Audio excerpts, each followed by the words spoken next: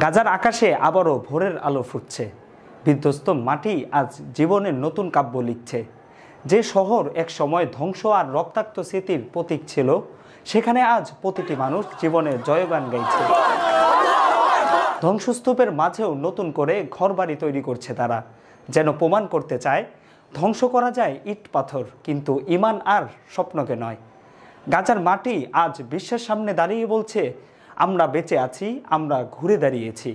গাজা থেমে নেই, গাজা বেঁচে আছে।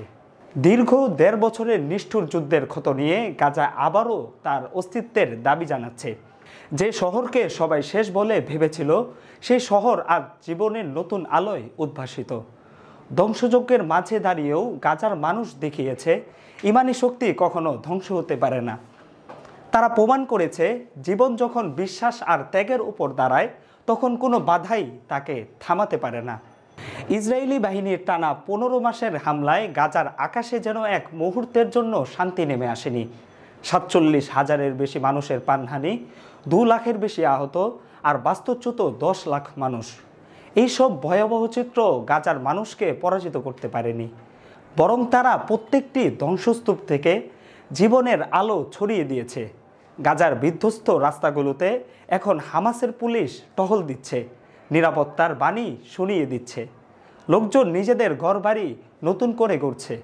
মসজিদে তাকবীর ধ্বনি আর বাচ্চাদের কণ্ঠে ভেসে আসছে কোরআনের সুর।